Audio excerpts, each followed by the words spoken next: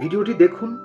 ভিডিওটি দেখে আপনার মনে হতেই পারে যে এটা কোথাকার ভিডিও। এটা রাজস্থানের যোধপুরের একটা স্কুলের ভিডিও। দেখুন, বাচ্চাগুলো যারা ঢুকছে সবার মাথা ন্যাড়া, মানে সবার মাথায় চুল নেই। হ্যাঁ, দেখুন একটা ভদ্রমহিলা একটা বাচ্চাকে নিয়ে দাঁড়িয়ে আছে। হ্যাঁ, তারও মাথা ন্যাড়া, ভদ্রমহিলার মাথা ন্যাড়া। কি এই বিষয়টা? একটা একটা অদ্ভুত ঘটনা।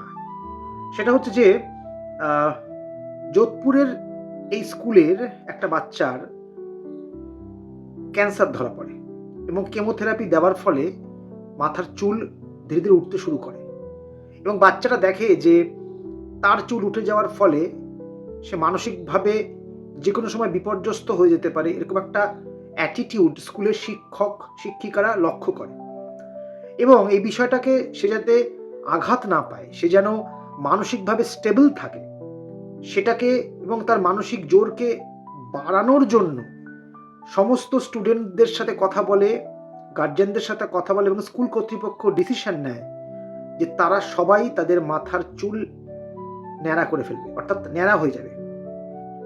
ভাবতে পারছেন মানবিকতার কত বড় নজির একটা, যেখানে আজকের দুনিয়ায় আমরা দেখছি যে আমরা কেবলই আমাদের শত্রু হয়ে উঠছি, অন্যের ক্ষতি চাইছি, কি করে অন্যের সাকসেস হলে আমি তাকে নিচে নামাচ্ছি, হিংসা করছি এবং তাকে পৃথিবী থেকে সরিয়ে দেওয়ার জন্য নানা রকম ফোন দিয়ে আটছি।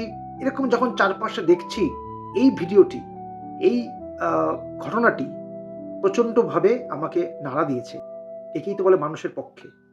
তো আপনারাও যদি মনে করেন এরকম নজির ঘটনা যদি আপনাদের চোখে পড়ে আমাকে জানাবেন, আমি সেটা নিয়ে ভিডিও করব। ভিডিওটি ভালো লাগলে অবশ্যই শেয়ার করবেন, লাইক করবেন।